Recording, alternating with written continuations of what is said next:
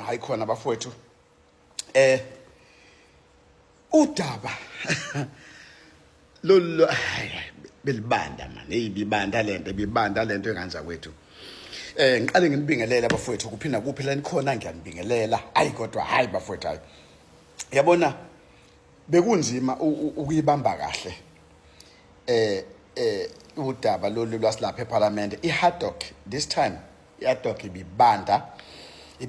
qa especially njoba bebe laphana hothi Mampuru angeke guys ngeke engazi ukuthi bebe weak kakhulu kuKhathi Matlala nganoma bebemsaba noma bebesaba iboshwa noma bebesaba ukuba sejele noma but nje these guys bafowethu bayofuna ubufakazi bayofuna iqiniso kumuntu oyisiboshwa onamacala amaningi amanye awo akhanselwa icala lake lambopha kuphela lilodwa selike lambopha lamgweba iminyaka u4 nayo mawuthi yathola lo muntu wagwetshelwa endlini iminyaka u4 umuntu bafowethu owenza izinto ezinkulu kangaka uKhathi Matlala mawusibheka isitori sakhona uyathola lo muntu ukuthi une criminal record kodwa ukwazi ukuthola izibhamu criminal record futhi akwazi ukuregister i-security company criminal record lokho kukutshela ukuthini hayi bafowethu ngeke bafowethu ngeke ayikhona bafowethu akuhambanga kahle lapha akuhambanga kahle ngempela ekuthuleni kobufakazi kaKhathi Matlala uma ngabe ubazi lama member eParliament mawuwazi ukuthi lama member lawa ayekade nje just 2 weeks ago abehlangane noKabinde aphinda hlangana noMchunu aphinda hlangana noNdodana Mfethu Sibili hayi bo madoda even nangisho bekhuluma noGeneral Mkhwanazi labantu they were too vicious kodwa hayi bafowethu ngiphoxekile angifuni uqama angifuni ungasho ngiphoxekile bafowethu ngiphoxekile funeka lento ngisho ukuthi hayi ngiphoxekile nje umsebenzi is not well done anuwenzanga kahle umsebenzi ebenuyele lapha eGothi Mampuru bebenosibhedlela nje ngibonge those two women umama lo yileli qembu le Action SA ne-DA hayi napho abantu abaqale bafika nevavavuma bafika nento obuzwa cha la ngempela la bazoyiqondisa ngqo afika umama lo we-DA wabalonke amacala wabalwa wathi kwenze ukuthi kanje wathi no angikho right ngawo yabo wafika futhi umama lo we-PA not we-PA sorry we-Action SA hayi bawushaya umsebenzi wabo straight away ungaya bafowethu kumuntu ngempela obusy oyi-drug cartel odila ngokweqophelo eliphezulu bakwethu obonayo ukuthi lo muntu lona uyasatshwa yabo ufike laphana uzoncoma indlela agqoke ngayo uze ufune nokuthi engathini kubantu abangaphandle umnikeza lelo thuba iyona into eniyele lapho hayi bafowethu ngeke ngibani mina ningiphoxile ingakho ngithi ibibanda bafowethu ibibanda qa yabo umuntu oyisholo yena ukuthi uyena ophila impilo yokubliber yena nje uyagwaza impilo yakho yonke uyagwaza abaye bathi ukugwaza ukumokola yena uyamokola nje ukhipha imokolo all over wena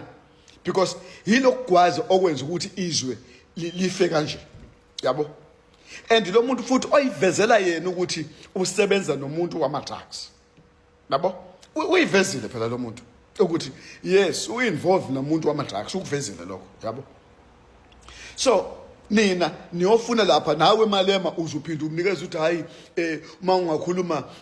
nomama lona owathunjelwa indodana yakhe yini ongayisho into iyele lapha indaba nibe nice kangaka uma nifika laphana kuKhathi Matlala beni nice yazi beni nice hayi ngeke and aniwenzanga umsebenzi oba kade niwenza kubona bonke labantu from uGeneral Mkhwanazi kuze koSibiya kuze koMchunu kuze koShedrack kuze koLokhuzane koKabinde hayi ngeke bafowethu ngeke anwenzanga umsebenzi. Iqale nje yabhemba indlela yabhimba kusaqaleni ukuthi uyavuma umalema ukuthi kusetshenziswe istatement esingasayinwanga. Yabo? Kwaqala lapho nje ukuthi kuvunywe lo nonsense le. Yabo? Kanjani? Because lento kade yaprepare ibiprepayilwe lento abameli bakade bebegqiqa lapha ejele 24/7 behla benyuka bephuma bengena kwenziwa lento kulungiselela ukuthi iParliament eliza ejele. Lavele lafika kwiParliament ejele lasinka lavele laboshwa nalo. Ilokho phela singakusho. Kodwa umsebenzi anwenzanga kahle mina nje ngiphoxekile am disappointed indlela eniphathe ngani iphathanga kahle. How nenkunzi zami lezi ekade silosi ngoma lezi ze MK inkunzi zami lezi MK hawu manje bafo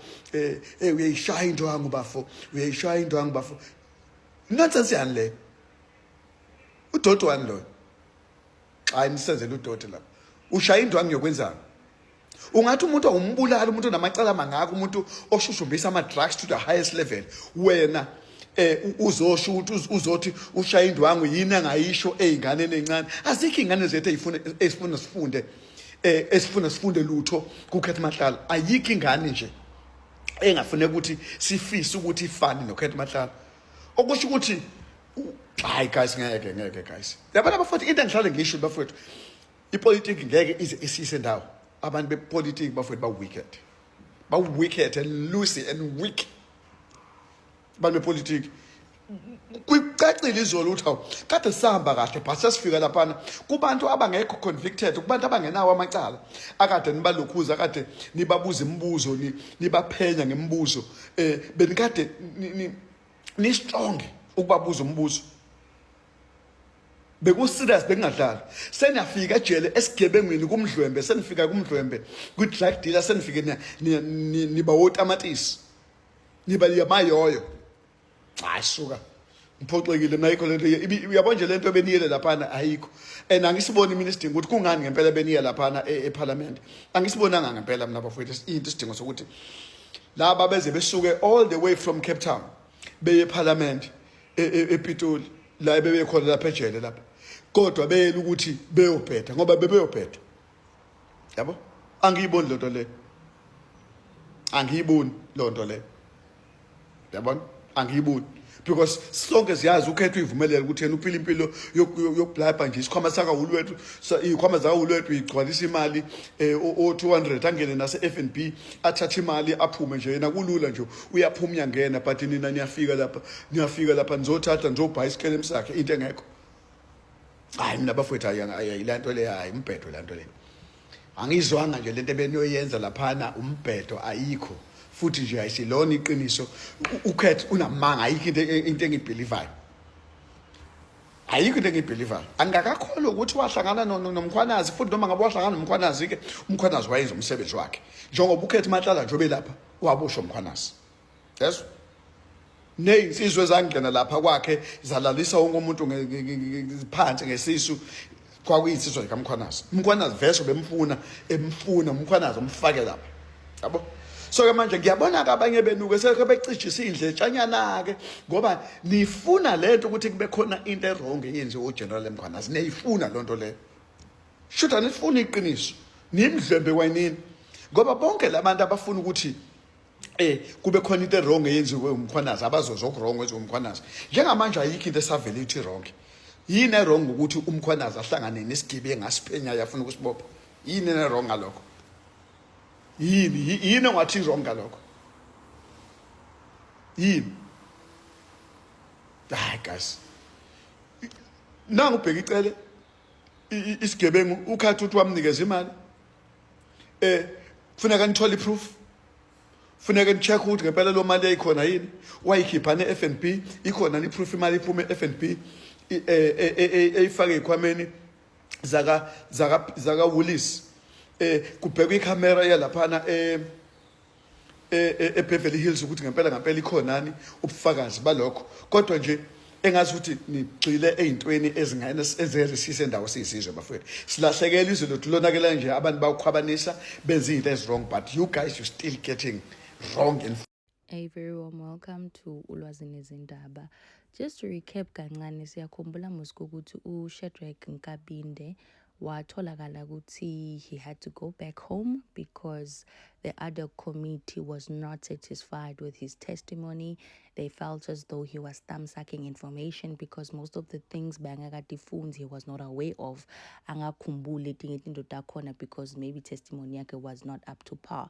Kodwa the same thing phela happened with uKat Matlala. On his first appearance naye ushilo wathi no, letinye izinto vele akakatifunzi lapho, letinye izinto kufuneka ukuthi batikhiphe because that's not what really happened. So throughout naba busy nje nale evidence yakho or testimony yakhe, le evidence leader nayilokhu solo busy funza some of the things bekati disputer. So why was he given preference to continue whereas he did not even sign le evidence yakhe? Why is that? So it really seems as though Kat Matlala somewhere in between the lines lapha ad hoc committee is being pampered because there are only few members that really grill him and try their level best. Friends, I don't think I'm interested in watching this anymore. I've been tolerant. Now, it started with this gentleman of the MKP, Shongwe, who pretends to be a township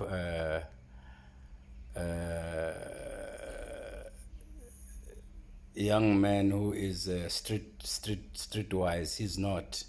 He's just masquerading, and he was busy with gossip, saying to have a sister who is married to. I don't know what that is. What that had. What was that? Was it necessary to bring in gossip? And then the issue of race and umuntu omnyama, a black person, it's very patronizing Matlala, saying that it's very difficult to see a black person pulling chains. If these people, if he did nothing wrong, he must tell them so that they can deal with the people who actually abused Matlala. They will deal with nobody, they must deal with themselves. They are such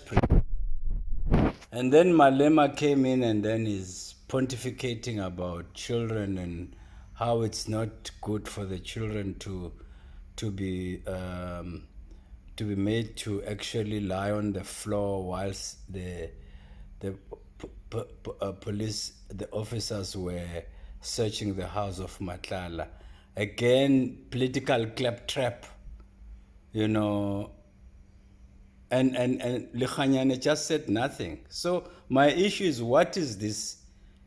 ad hoc committee trying to do? And when this Shongwe was talking, nobody actually responded. The chairperson said nothing.